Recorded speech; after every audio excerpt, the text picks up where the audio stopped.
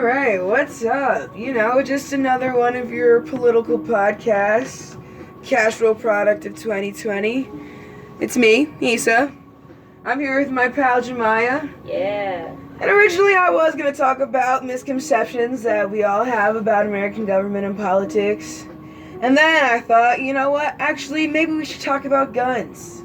Because considering the sale of guns in New Jersey has tripled in the last couple months, and basically municipals are all out of ammo. But then I was like, you know what? That topic's been done before. It's a topic that we've been talking about, we'll keep talking about, and we've all heard all the talking points. It's just a matter of, is anyone gonna do anything? So that's what brought me to this final topic. Because this topic, I feel, is such a unique 2020 topic. Topic that I probably would have never talked about in any other year. But Donald J. Trump is currently trying to sue basically half the country, calling massive election fraud, and I'm actually seeing people believe it. In my hometown, I have seen Trump parades, Trump buses and vans, parties line the highways, and more so now than the last 4 years. And I don't know if I'm more amazed or frightened how effective his rhetoric, actions, disinformation is. I don't know, Jemiah, tell me, how do you feel? Do you think that there's fraud? Is there fraud? Maybe I'm just overstepping here. Maybe let me not outrule fraud completely. Fraud is fake news, people. Fake news. He literally coined the term. That is all Trump right now. And first of all, he's suing over such marginal errors.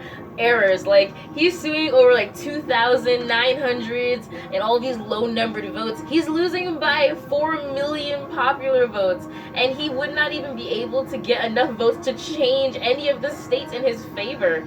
He needs to accept that he's lost completely, and he doesn't want to accept that because no one tells Donald J. Trump no.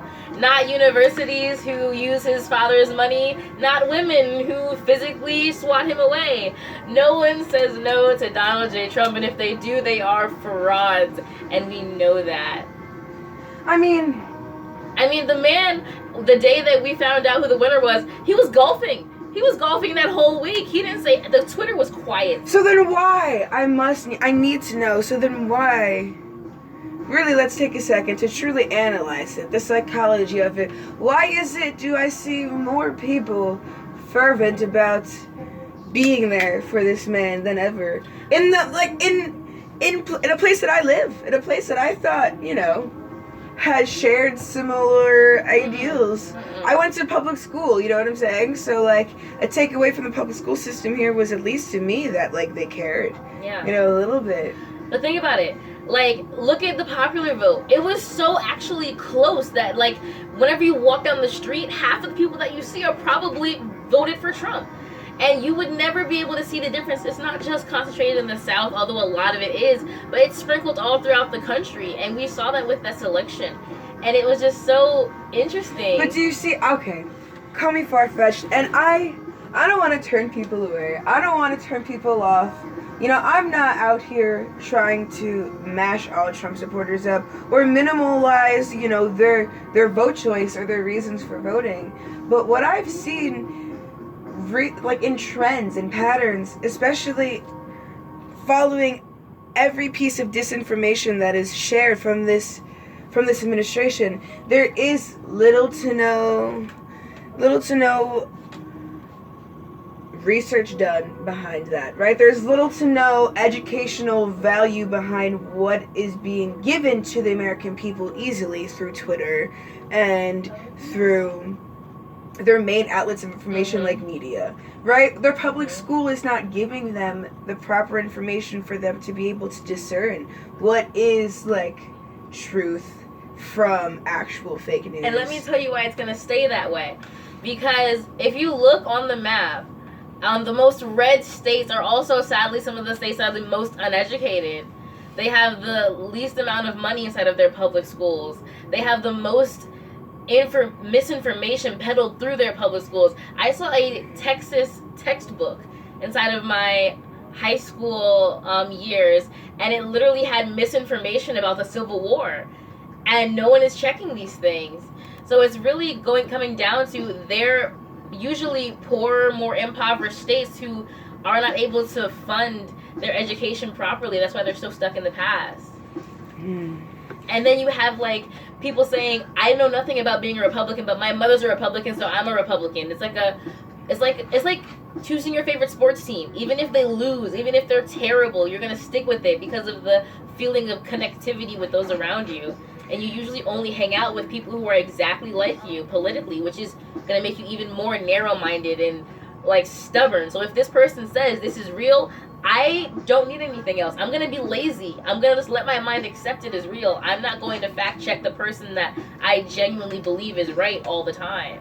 I feel like a big appeal, to the Trump train in its origination in 2016 was a lot of people, since at least the 70s, had this growing distrust in their government, right? And Trump stood up there and said that he wasn't a politician and he wasn't what government has been. Very Andrew Jackson. He hid nothing in the closet. He let it all out. And so, just on that factor alone, people were ready to give it all for him, They're ready to trust him with whatever he had to say, right? Mm-hmm. And so, from the get, Trump was like, all right, well, rule number one is everyone else is lying to you. I'm the only guy telling the truth. Listen to me. I'm not a politician. I won't lie to you.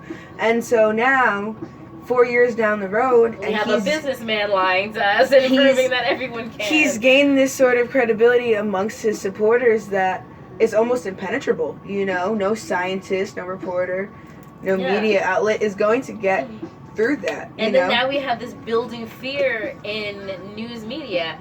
And if we have this building fear, people aren't going to be inclined to watch the news.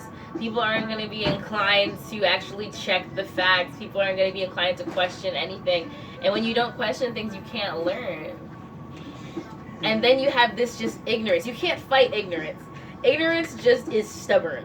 You can't do anything about it. And once again, I don't want to turn people off, because I feel like listening back to this, I'll probably have my own reservations. Crazy leftist. Right? But it's more like I understand where people are coming from. I understand how this happened, and I'm just disappointed that we have, as a whole general body of citizens, no matter where you live, no matter how you identify politically or personally, we've been treated wrong and misled by our government for decades upon decades, and it's been taken advantage of by many people, and right now Donald J. Trump. And no matter how aware of it he is or not, it is taking place right now.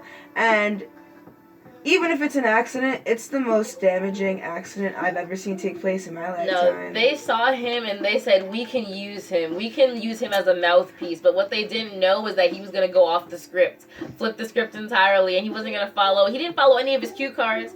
Anytime he has a press event, it's usually him yelling about who called him out on Twitter. He doesn't follow them like the way that they hoped that he would. Because people thought, oh, he doesn't know what he's doing. That means he can't do any damage. No. Not knowing what you're doing does more damage because it's accidental and you don't even see the consequences. And that can be harnessed for the wrong reasons. He'll give more tax break to the rich. He'll give less gun restrictions. He's going to go in the opposite because this cultish fashion of having to choose one or the other means that we're going to be extremists.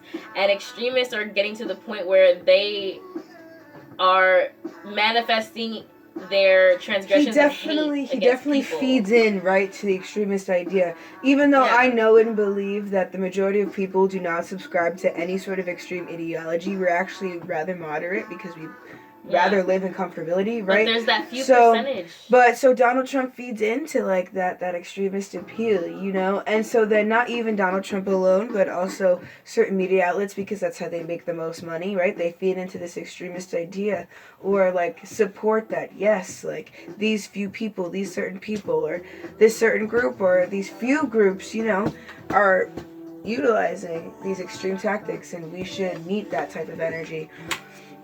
But all in all, I find it alarming but avoidable. Sorry, ladies and gentlemen, my dog has made an appearance in this podcast. I don't know if you can hear him crying, but he insists on being here.